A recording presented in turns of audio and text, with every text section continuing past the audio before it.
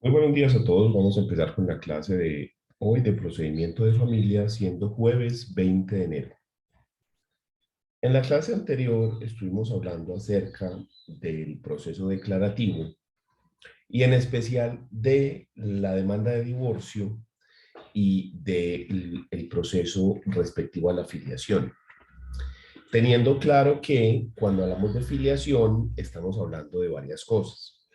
Estamos hablando de obviamente la relación entre padres e hijos y podemos estar hablando de impugnación de paternidad o podemos hablar también de declaración de paternidad o maternidad, ¿sí? Entonces, digamos que el proceso de filiación comprende estos mm, eventos, tanto para impugnar la afiliación que ya se ha dado, como para que se declare que existe el vínculo paterno filial entre padres e hijos.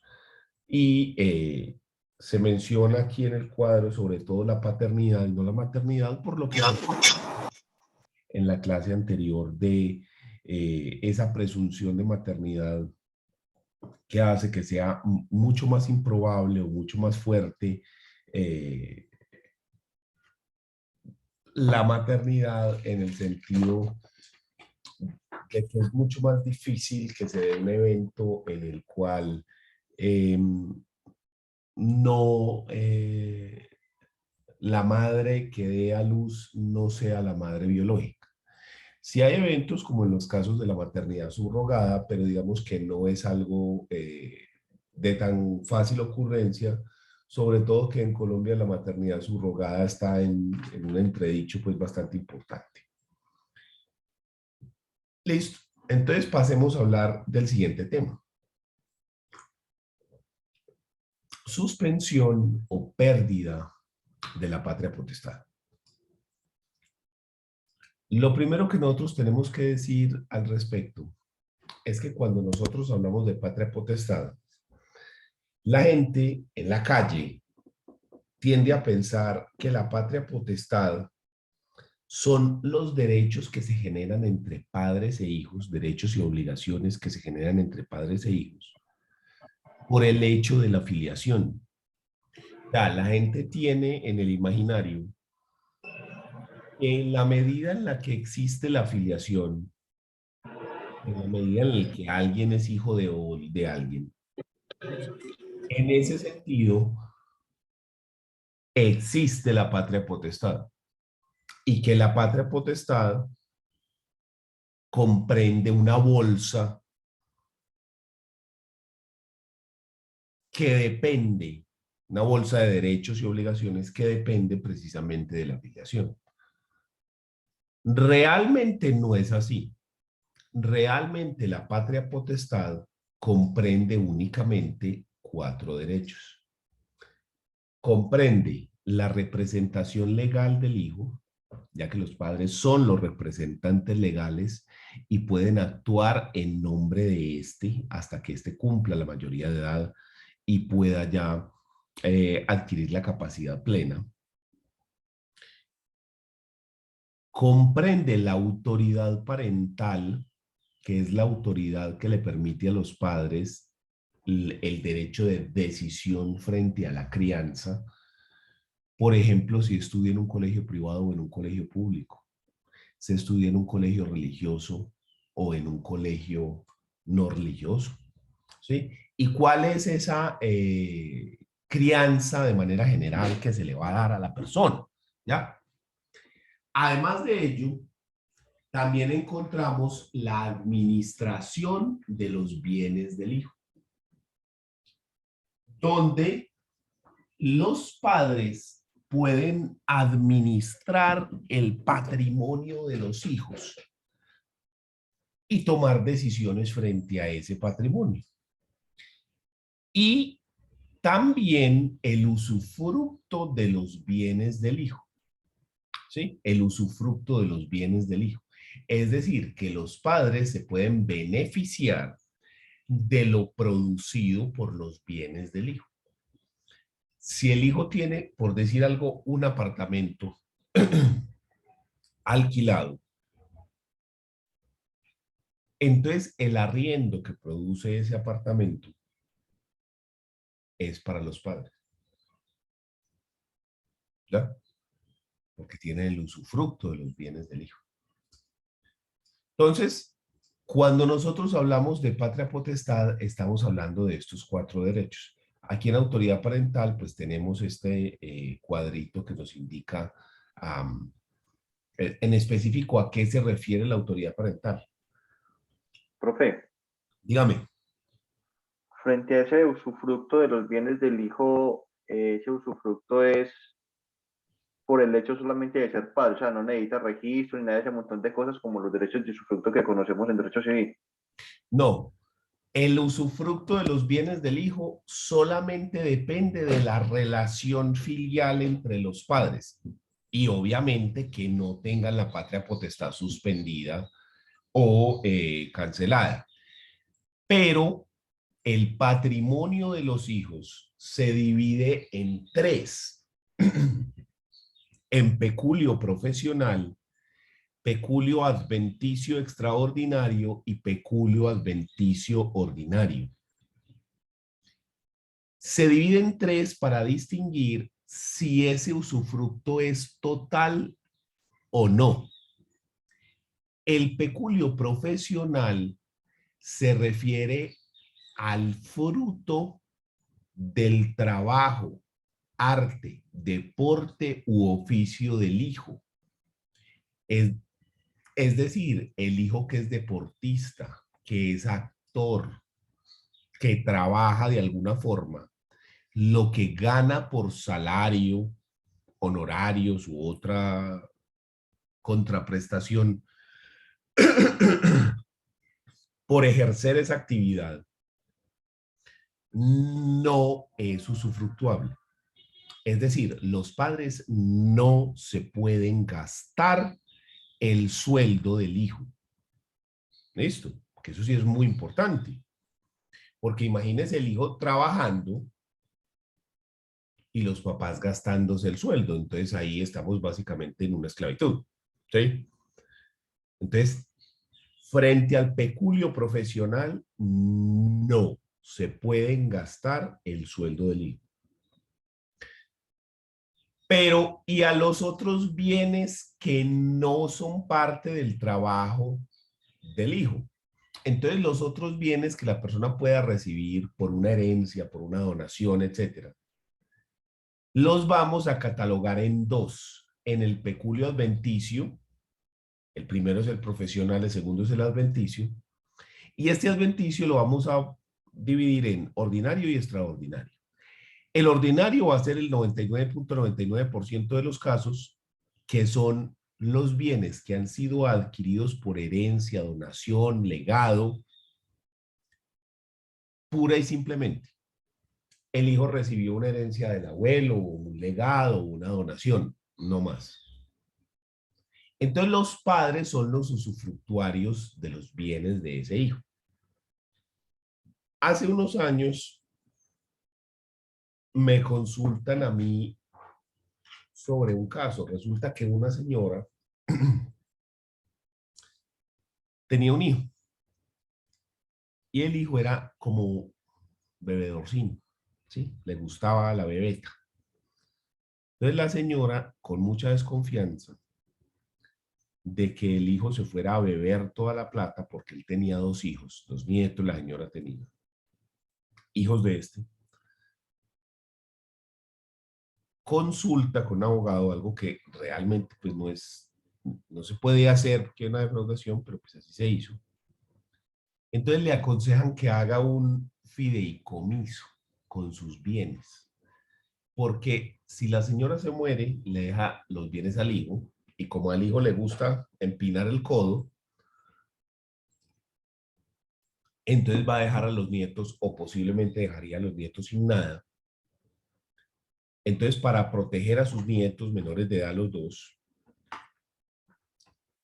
hace un fideicomiso de forma que cuando ella muera, los bienes pasan a nombre de los nietos. ¿Listo? Ahí hay una defraudación de la herencia, bueno, tal cosa.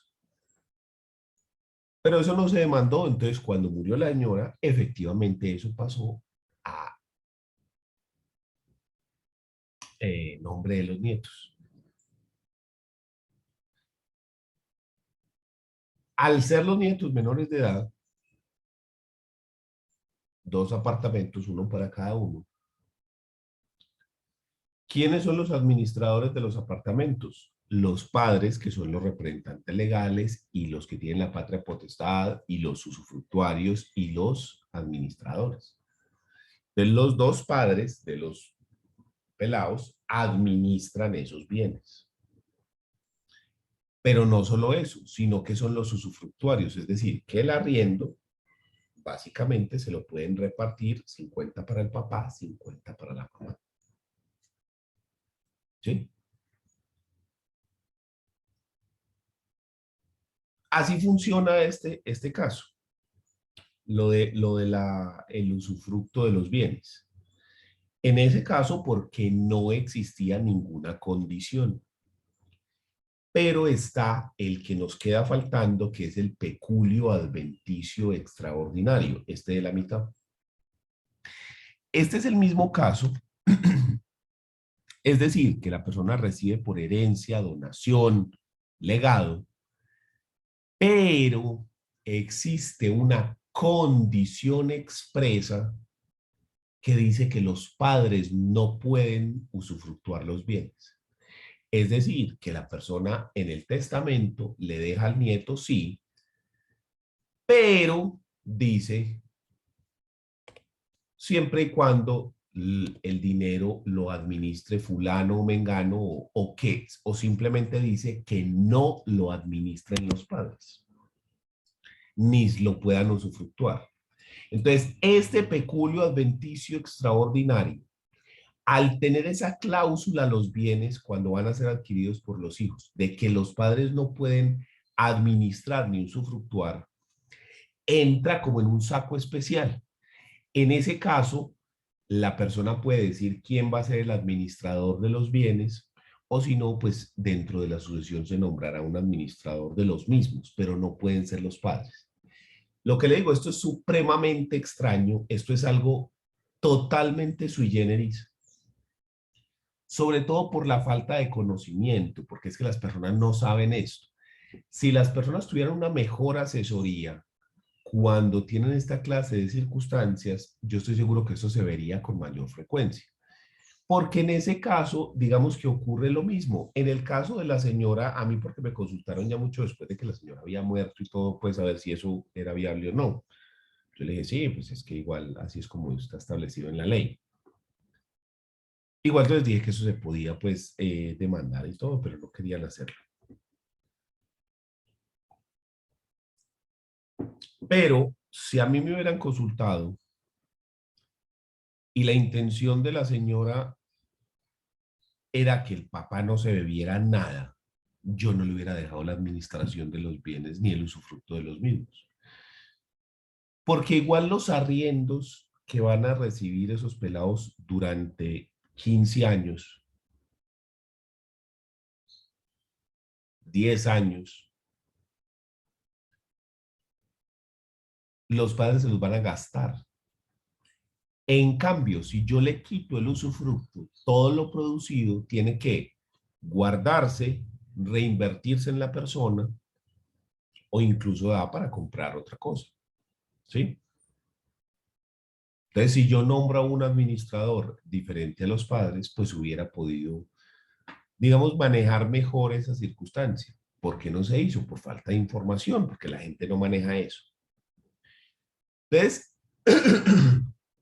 hablando en plata blanca, lo que las personas realmente les interesa de la patria potestad son estos últimos dos, ¿sí? Porque quien no es un padre o madre responsable, quien no es un padre o madre dedicado, no le importa representar legalmente a sus hijos. ni tener autoridad parental para la crianza, porque si ni siquiera está presente, ¿sí? ¿Qué le va a importar la formación en valores si ni siquiera aparece? Pero lo que a la gente sí le interesa es la parte económica. Esto sí. Ahí es donde se les hace mella. Suponiendo que los bienes, que los hijos tengan bienes. Si los hijos no tienen bienes, pues estamos en lo mismo, ¿cierto? Quedamos en la nada. Entonces,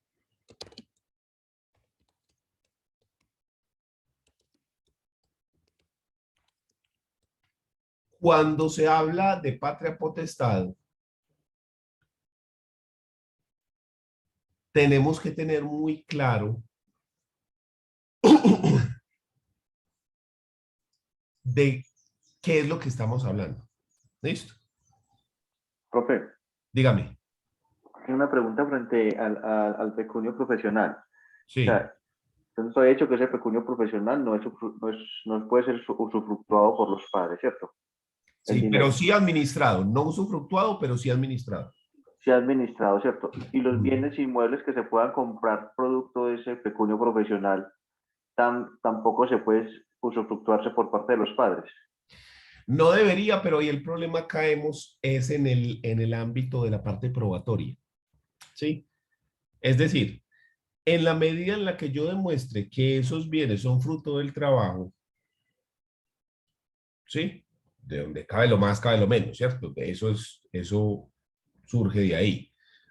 Porque de nada me sirve que la persona se gane 100 millones de pesos y los papás se los gasten, a que la persona se gane 100 millones de pesos y compre, qué sé yo, marranos y los papás se los coman, ¿sí? Eso no funciona. En el caso del bien inmueble, lo que es interesante es el siguiente asunto. Ahí tenemos que entrar a discutir acerca de si el usufructo del bien también hace parte del trabajo de la persona. Yo en eso soy como más proteccionista. Yo pienso que sí. Porque es decir, usted perfectamente me puede decir, no, pero es que espérese, el arriendo del apartamento no se produce porque el muchacho trabaja, se produce porque el bien está arrendado. Entonces, no se puede decir que los papás están gastando la plata del trabajo, porque al fin y al cabo, la plata, al invertirse en el bien, está ahí protegida. Pero yo pienso que el arriendo no se puede producir a menos de que no se haya trabajado y se haya conseguido eso. Entonces, para mí es un detrimento patrimonial gastarse ese usufructo. Sin embargo, se puede dar la discusión. En un ámbito más abierto, podemos decir que los padres, al ser los administradores de los bienes del hijo, no los usufructuarios, de los bienes fruto del trabajo, entonces compran un apartamento, ¿sí? Y están guardando y respetando lo producido por el trabajo, pero que el arriendo de esos bienes, mmm, entonces esto a mí me parece que es como una especie de condonación de dolo futuro, porque como yo sé que yo no me puedo gastar esa plata, entonces yo cojo y corro a invertir en cualquier cosa que produzca una rentabilidad, cualquier cosa que produzca un usufructo. De esa forma, lavo la plata. Sí, es decir, cojo el dinero del pelado, lo invierto en lo que sea que produzca una renta y me gasto la renta, porque entonces ahí ya la cadena se rompió. Entonces ahí es donde a mí no me parece, y teniendo en cuenta el interés superior de los niños, niñas y adolescentes en Colombia, es decir, que los derechos de ellos están por encima de los derechos de los demás. Yo sí soy más proteccionista en ese evento y yo digo que eso no funciona. Pero digamos que se abre ahí la discusión, sobre todo por la parte probatoria, en el sentido de hacer la trazabilidad de que el bien fue adquirido de. Y es que usted puede hacer una cadena infinita con eso. Porque es que mire qué ocurre con esto. Entonces, el pelado trabajó durante un tiempo. Por ejemplo, fue actor en una novela o le pagaron por trabajar en un comercial de pañales o cualquier cosa, ¿sí? Entonces, con ese dinero se compró un apartamento. Y con la renta de ese apartamento, entonces los papás se la gastaron y compraron otro. Ese segundo apartamento no debería ser del hijo también, porque es que ese segundo se adquirió con la renta del primero, que se adquirió con lo que él trabajó. Sí, entonces, lo que te digo, se abre ahí una discusión porque frente al tema de patria potestad del código es muy escueto. Se menciona muy poquito. Sí, o sea, pero muy poquito es muy poquitico. O sea, cuando usted revisa el, el, el Código Civil, el artículo 288, donde se nos menciona la definición de patria potestad, llega y nos dice lo siguiente. Dice, patria potestad, definición. La patria potestad es el conjunto de derechos que la ley le reconoce a los padres sobre sus hijos no emancipados para facilitar a aquellos el cumplimiento de los deberes que su calidad les impone. Corresponde a los padres conjuntamente el ejercicio de la patria potestad sobre sus hijos. A falta de uno de los padres, la ejercerá el otro. Los hijos no emancipados son hijos de familia y el padre o madre con relación a ellos, padre o madre de familia. Patria potestad por legitimación. La legitimación da a los legitimantes la patria potestad sobre el menor de 21 años, esto se cambia a 18, y pone fin a la guarda en que se hallare. Usufructo de los bienes del hijo. El padre y la madre gozarán por iguales partes del usufructo de todos los bienes de los hijos de familia, exceptuados el de los bienes adquiridos por el fruto de su trabajo o industria, los cuales forman su peculio profesional o industrial. El de los bienes adquiridos por el hijo a título de donación, herencia o legado, cuando el donante o testador haya dispuesto expresamente que el usufructo de tales bienes corresponda al hijo y no a los padres. Si solo uno de los padres fuera incluido, corresponderá el usufructo al otro. Y el de las herencias y legados que hayan pasado al hijo por indignidad o desheredamiento de sus padres. Entonces, mira que en este caso no, no es claro de los bienes que se producen por el por los bienes comprados fruto del trabajo. Sí, para mí ese es una extensión de lo mismo, ¿ya? Pero esto es todo lo que se menciona al respecto, o sea, no es más que este párrafo.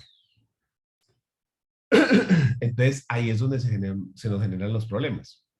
Además que no es algo muy común, o sea, esto no es algo que ocurra con mucha frecuencia. Primero, que los hijos trabajen y tengan bienes de esa naturaleza. Y segundo, que es un tema que la gente generalmente no conoce. Entonces, generalmente las personas manejan todo esto de manera bastante olímpica.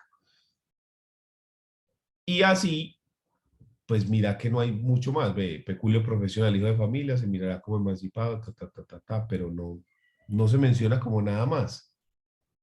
¿Sí? Entonces, nos deja ahí la duda, lo que te digo, yo me paro en una esquina más proteccionista al respecto. ¿Claro o no claro? No, profe, muy claro. Muchas gracias. Okay. Entonces, nos metimos con esto porque estamos hablando de la suspensión o pérdida de la patria potestad. Resulta que el Código Civil establece que la patria potestad se puede suspender o que incluso puede perderse la patria potestad en la medida en la que se incurra en algunas causales. Entonces, por ejemplo, el artículo 310 nos dice suspensión de la patria potestad. La patria potestad se suspende con respecto a cualquiera de los padres por su demencia, por estar en entredicho de administrar sus propios bienes y por su larga ausencia. Asimismo, termina por las causales contempladas en el artículo 315, que ya las vamos a ver. pero si éstas se dan respecto de ambos padres, se aplicará lo dispuesto en dicho artículo. Cuando la patria potestad se suspenda respecto de ambos padres, mientras dure la suspensión, se dará guardador al hijo que sea menor de edad. Y en el 315, que son las causales de emancipación, se nos dice por qué razón se pierde la patria potestad. ¿Sí? Estas son las causales de emancipación que también sirven como causales de pérdida de la patria potestad. Por la muerte real o presunta de los padres, por el matrimonio del hijo, por haber cumplido la mayoría de edad, por el decreto que da la posesión de los bienes del desaparecido. Ay, pues, estoy leyendo el que no es, perdón. Por maltrato del hijo, por abandono del hijo, por depravación que los incapacite de ejercer la patria potestad, por haber sido condenados a pena privativa de la libertad superior a 1 año, cuando el adolescente hubiese sido sancionado por delitos de homicidio culposo, secuestro, extorsión en todas sus formas y delitos agravados contra la libertad e integridad sexual y se compruebe que los padres favorecieron esas conductas sin perjuicio de la responsabilidad penal que les asiste. En estos eventos hay pérdida de la patria potestad, teniendo claro que cuando se pierde la patria potestad, esta no se puede volver a recuperar. Una vez perdida, jodidos.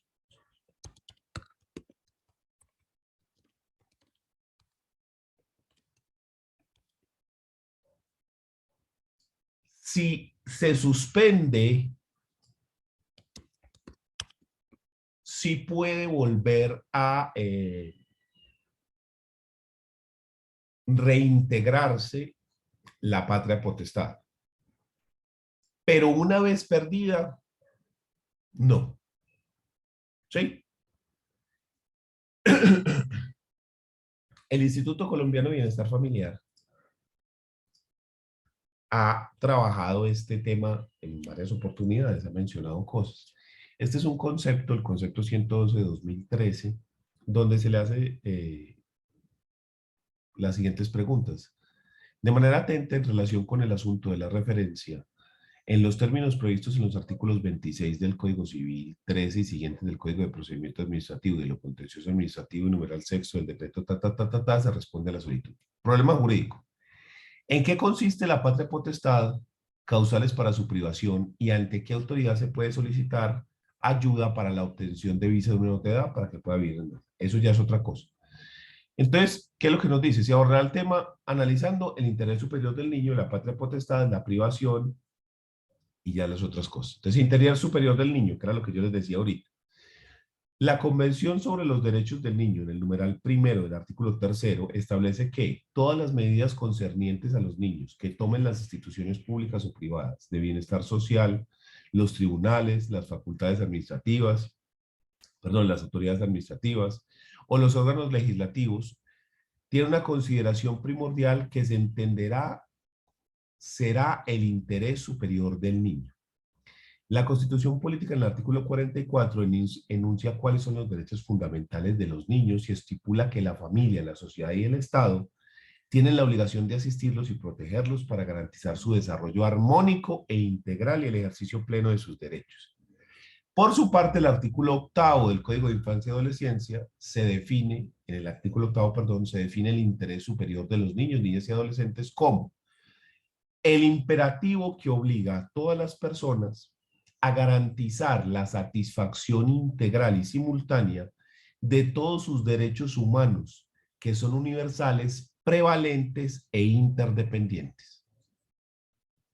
Y frente a la patria potestad, el Instituto Colombiano de Bienestar Familiar nos dice lo siguiente. Según el artículo 288 del Código Civil, la patria potestad es el conjunto de derechos y obligaciones que la ley reconoce a los padres sobre sus hijos no emancipados para facilitar a aquellos el cumplimiento de los deberes que su calidad les impone.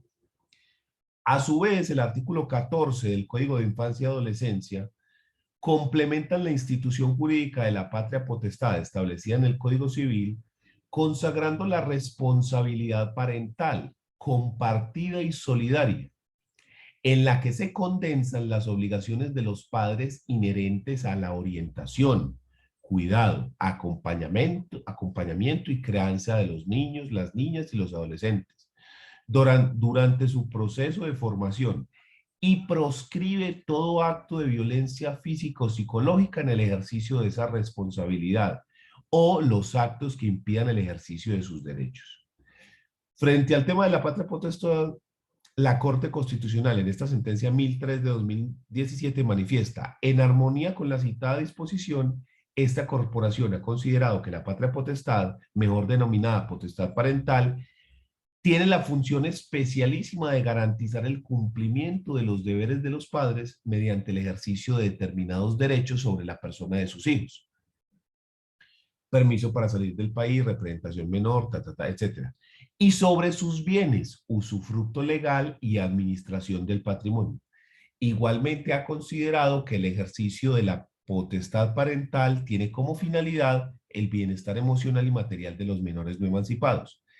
Y en consecuencia, el incumplimiento de los deberes de padres puede conducir a su pérdida o suspensión. Si usted incumple con sus deberes de padre, puede ser la patria potestad suspendida o perdida.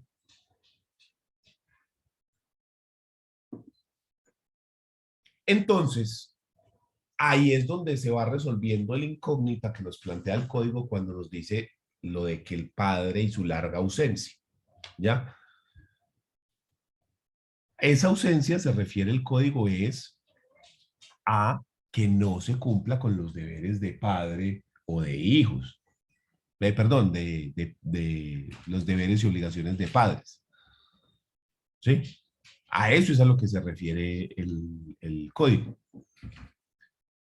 En efecto, la patria potestad hace referencia a un régimen paterno-filial de protección del hijo menor no emancipado en cabeza de sus padres, que no deriva del matrimonio de estos, pues surge por el ministerio de la ley independientemente de la existencia de dicho vínculo. En efecto, enuncia como característica de la patria potestad las siguientes.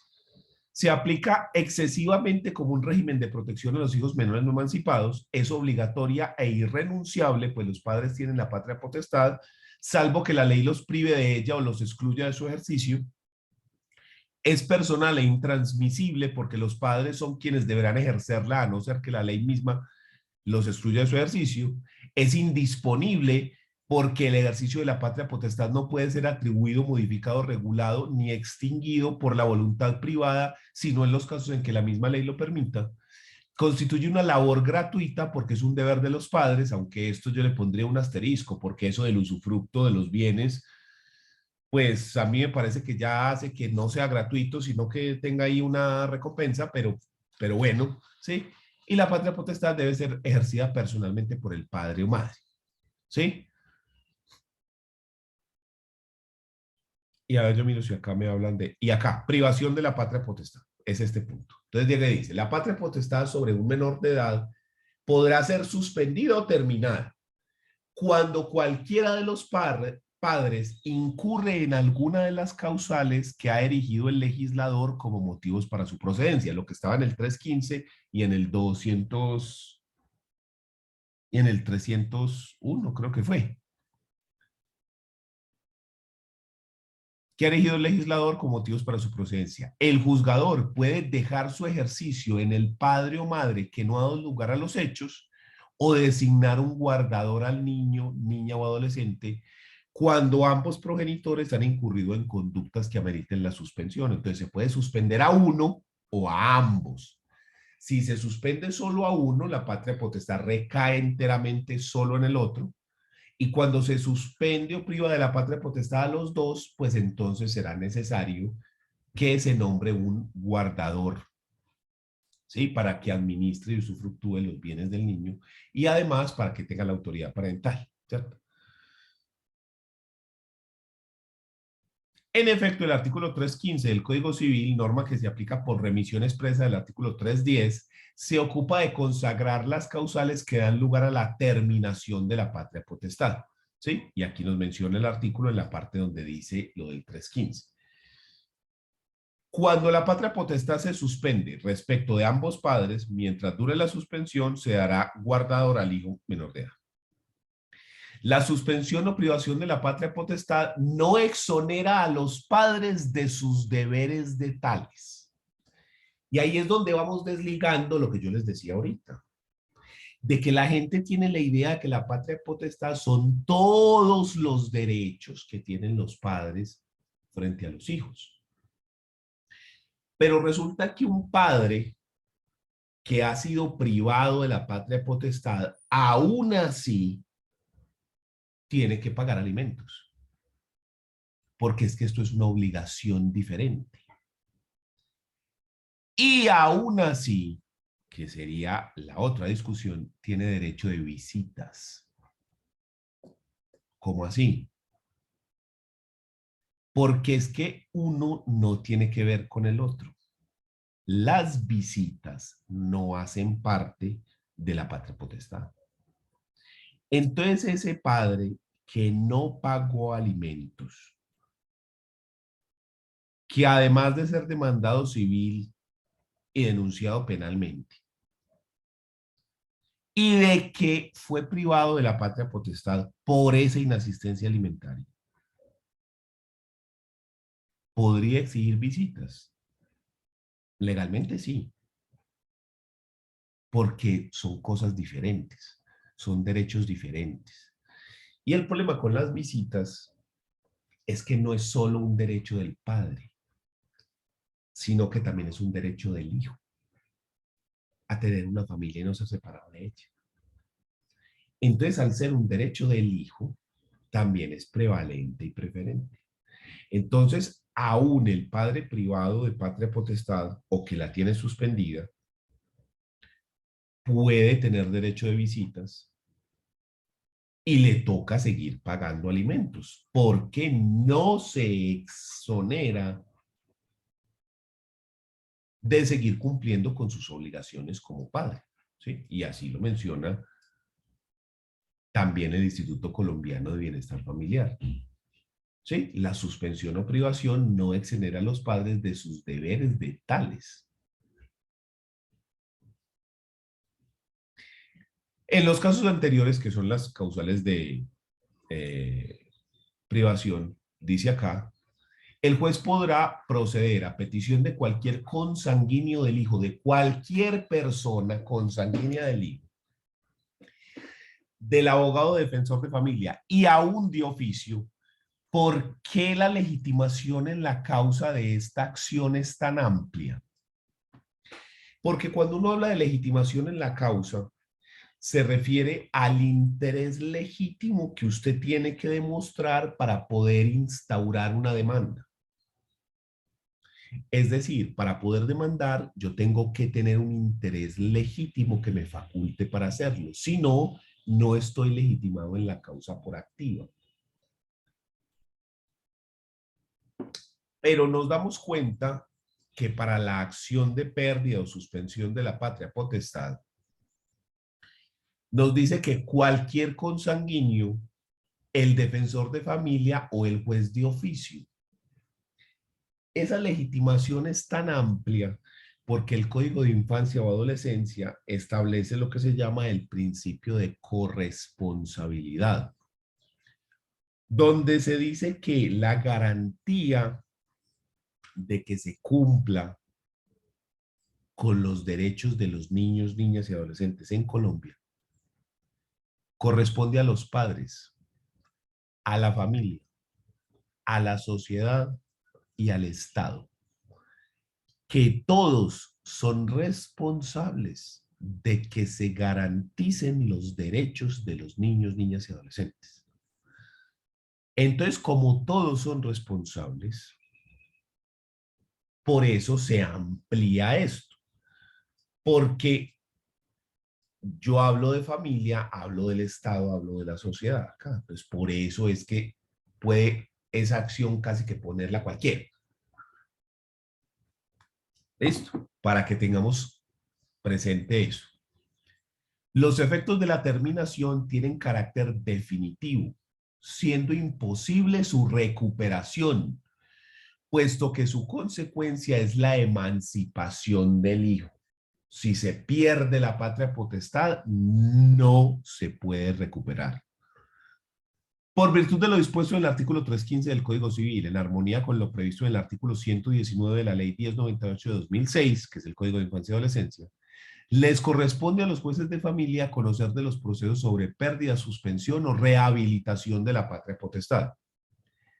La suspensión es cuando las condiciones que hacen que el padre no sea apto para ejercer la patria potestad son transitorias. Y una vez esas condiciones desaparecen, se puede rehabilitar la patria potestad. Entonces, ya sabemos que pueden existir frente a la patria potestad tres procesos. El primero es el proceso de privación de patria potestad, y si eso se da, ahí sí ya no se puede recuperar. El segundo es el de suspensión de la patria potestad, donde hay unas condiciones que impiden ejercer la patria potestad, pero digamos que son transitorias. Una vez desaparecen esas condiciones, entonces pasamos al tercer proceso, que sería la rehabilitación de la patria potestad. ¿Listo?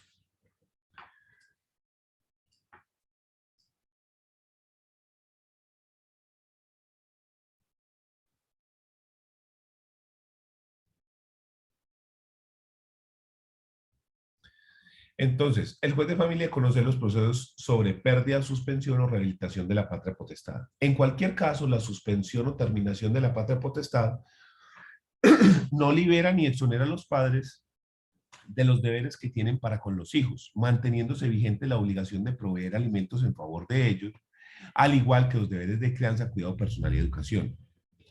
Al respecto, la Honorable Corte Suprema de Justicia, en providencia del 25 de mayo de 2006, magistrado ponente doctor Pedro Octavio Munar Cadena, al decir una demanda de tutela, expresó: olvidó el juzgador Ancuem que ni siquiera el incumplimiento injustificado de los deberes del padre conduce per se a la privación de la patria potestad, pues el afecto, pues al efecto se requiere que el abandono sea absoluto y que obedezca a su propio querer.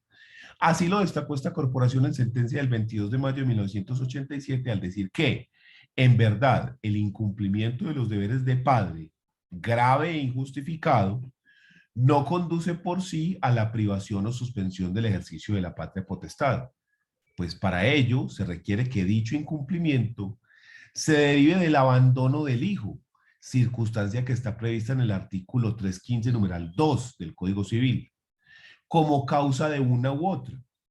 En el caso presente, dadas las particularidades que lo rodean, se concluyó que aquel incumplimiento como causa de separación, pues la situación de enfrentamiento conyugal que de hecho separó a los esposos le dio origen, mas no se puede concluir por el mismo camino que al demandado abandonado por su querer al hijo. No se trata entonces de predicar un juicio de valor de más o menos sobre la responsabilidad que le atañe al padre, ni de establecer cuánto aportó para la educación y bienestar material del infante, sino de comprobar de manera irrefragable, que éste se desentendió totalmente de estos menesteres. Por consiguiente, si como lo afirmaron los testigos, en algunas oportunidades el accionante dejó a su hija bajo el cuidado de sus abuelos, o que en ocasiones la recibía del colegio el celador, le incumbía al juzgador examinar si esos hechos verdaderamente implican un total abandono de los deberes filiales del demandado. Inclusive, valga la pena destacarlo, tales circunstancias, miradas con otra óptica, en verdad razonable, podrían estimarse de una manera muy distinta a la que coligió el sentenciador, máxima si se articulan con otras pruebas. ¿A qué se refiere esto? Que la sola inasistencia alimentaria no es suficiente para suspender o privar de la patria potestad, porque hay que mirar cuáles son las causas que dan origen a la inasistencia alimentaria. Porque el código no habla de inasistencia alimentaria como pérdida como causal de pérdida, sino del abandono del hijo. Y el abandono no se refiere simplemente al no pago de la obligación. El abandono se refiere además a un desinterés, a, un, a una postura en la cual el padre no muestra ningún interés por el hijo y se separa totalmente de su relación y de sus obligaciones. ¿Ya? Porque en algunos casos la inasistencia alimentaria se puede dar como consecuencia de una circunstancia económica difícil que hace que la persona no pueda pagar, pero que no ha abandonado a su hijo, sino que simplemente no puede cumplir económicamente con su obligación, pero de sus demás obligaciones como padre sí se encarga fuertemente. Entonces, eso hay que tenerlo en cuenta. Entonces, retomando, tenemos tres clases de procesos cuando hablamos de pérdida de la patria potestad y se refiere a la suspensión, 1, la rehabilitación, 2, o la pérdida de la patria potestad, 3. Este proceso a la gente le interesa mucho en la calle, hasta que uno explica realmente para qué sirve. La gente es muy insistente con que le quieren quitar la patria potestad al hijo, porque el Señor los abandonó, porque no lo ve, porque, en fin, porque lo ven como que la patria potestad, como que privarlo de la patria potestad le va a quitar todos los derechos y obligaciones sobre los hijos. Cuando uno como abogado le explica a las personas realmente cuáles son los efectos de una decisión de pérdida de la patria potestad, de que realmente es no ser el representante legal y básicamente no administrar y no usufructuar los bienes, en la gran mayoría de los casos, por no decir todos, la gente desiste de esa idea. Solo en algunos casos muy específicos la gente insiste en que se haga la privación de la patria potestad. Los casos en los que a mí me ha tocado es sobre todo cuando, por ejemplo, el padre o madre necesita viajar con el hijo. Y como el otro está desaparecido, no se sabe nada desde hace años del otro. No se sabe ni siquiera dónde vive ni nada. No paga un peso de alimentos. Se desapareció de la faz de la tierra. Entonces eso hace que salir del país o entrar al país se vuelva muy difícil porque se requiere permiso de salida del país. Entonces si la persona vive en el extranjero y viene a Colombia para volver a salir, necesita permiso. Ese caso en específico me ocurrió a mí con una señora que cometió varios errores. La señora colombiana se va a vivir a Estados Unidos buscando el sueño americano, ¿cierto? Buscando un mejor futuro. Y estando allá, resulta que la señora conoce un americano y tiene un hijo con él. Entonces la señora saca los papeles y toda la cosa, y el niño nace en los Estados Unidos. Y básicamente el niño nació y el tipo se echó a perder y se lo comió la tierra. No se volvió a saber nada del pelado. Cuando el niño tenía como unos 5 o 6 añitos, sí, como 5 o 6, la señora dice que quiere venir de vacaciones a Colombia y para que el pelado conozca Colombia y toda la cosa. Y entonces se viene para acá. Y se le ocurre la graciosa idea de registrar al niño en Colombia. Es decir, el niño había nacido en Estados Unidos, era americano. Tiene derecho a nacionalidad colombiana porque su madre es colombiana, ¿cierto? Ius sanguinis. Entonces viene acá y lo registra. ¿Por qué me llevo la mano a la cabeza? Porque al registrarlo, el niño se vuelve colombiano y se somete a las leyes colombianas. Entonces, terminado su periodo vacacional, la señora se va a devolver a Estados Unidos, que es su país de residencia, y el muchacho ya va a entrar al colegio. Cuando llega al aeropuerto le dicen, y a ver el permiso de salida del país del papá. Porque para registrarlo, la señora, ¿qué fue lo que presentó? El registro civil de nacimiento de Estados Unidos, y ahí dice quién es el padre. Entonces él mismo se puso el registro civil colombiano. Y del tipo no se sabe nada en años. No se sabe si está vivo o muerto, en dónde andará. Entonces ahí es donde me contactan a mí. Doctor, ¿qué podemos hacer? Lo único que podemos hacer es un proceso de permiso de salida del país de menor de edad, donde vamos a demandar a este señor, pero como no sabemos dónde está, que se le haga un emplazamiento. ¿Cuál es el problema? Que ese proceso duró como 7 meses. ¿Qué pasó? A la señora le tocó matricular al niño acá en Colombia en un colegio y quedarse un año. Lo que iban a ser unas vacaciones de un mes y medio se transformó en un año porque no se podía devolver.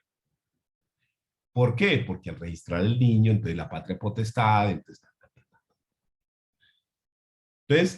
ya habiendo el permiso de salida del país y ya la señora pudiendo regresar a su país, me dice, doctor, ¿qué podemos hacer para que esto no me vuelva a ocurrir y que yo pueda volver a viajar a Colombia? Porque es que si no, yo no voy a poder viajar conmigo a Colombia hasta que tenga 18 años. O si no, me toca hacer ese proceso cada vez que vaya a ir. Entonces, en ese caso, como el tipo se desapareció de la faz de la tierra y no se volvió a saber nada de él, ahí sí se recomendó hacer el proceso de pérdida de la patria potestad.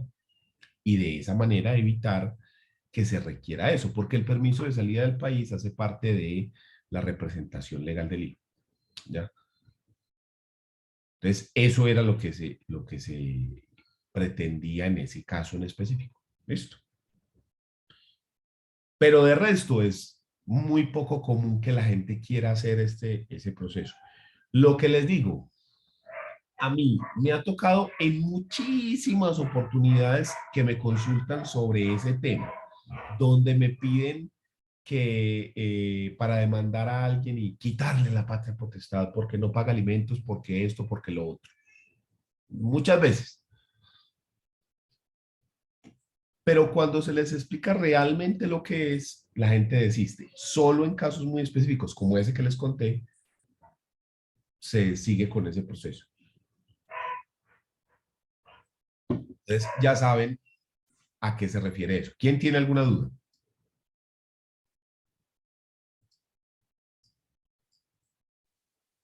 Profe, más que dudas, con unas preguntas. Entonces, Sí, primero, la suspensión o terminación o privación de la patria potestad siempre debe ser declarada por el juez, ¿cierto? sí, siempre. Y es irrenunciable, o sea, un papá no puede decir, ah, yo renuncio a la patria potestad, como muestran en las telenovelas de Colombia, firme aquí y suerte. No, Y no. así no se hace. Lo que hace la gente, porque ahí es donde se empieza a confundir las cosas, es que los padres de mutuo acuerdo pueden establecer normas sobre la custodia del niño, ¿sí? Sobre el régimen de visitas, sobre los alimentos. Entonces los padres, por ejemplo, cuando se divorcian, establecen con quién van a vivir los hijos y cómo va a ser el régimen de visitas frente al otro padre y cómo va a ser la circunstancia de alimentos. Y entonces algunos padres, por ejemplo, entregan la custodia a los abuelos porque ellos trabajan o por cualquier otra circunstancia, porque el abuelo vive en Medellín, ellos viven en un pueblo, entonces para que el niño estudie, en fin, ¿sí? Entonces, sobre lo que sí hay acuerdos, así como lo que vos decís en las telenovelas, no es sobre la patria potestad, porque ese no se puede, sino sobre temas como la custodia, las visitas, los alimentos, ¿sí? Esos otros temas. Entonces, cuando uno separa los dos, uno dice, ah, claro, ¿ya? Continúa. No, no, profe, ya con eso me resolvió las otras dos. Mm. Está bien, ya, gracias. Entonces, ese es el tema. Uno separando y dejando claro qué es la patria potestad y a qué se refieren otros derechos como alimentos, visitas y custodia, pues ya lo entiende más fácilmente, ¿sí? Entonces, por ejemplo, es muy común que acá en Colombia el niño viva con los abuelos. Entonces, eso sí se puede hacer un acuerdo. ¿Y eso quiere decir que los abuelos tienen la patria potestad? No necesariamente. ¿Sí? Si los padres están privados, la tienen suspendida, sí. Si no, no. Los padres siguen siendo los titulares de la patria potestad, pero los abuelos son los custodios. Profe, Incluso los padres le tienen que pagar alimentos a los abuelos, o le deben, pues, pagar alimentos, porque los alimentos son para el sostenimiento de los hijos, pero los padres siguen siendo los titulares de la patria potestad.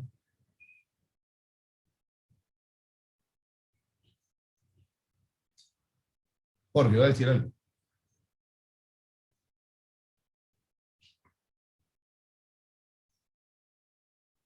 Bueno, entonces, si ven, es una cosa de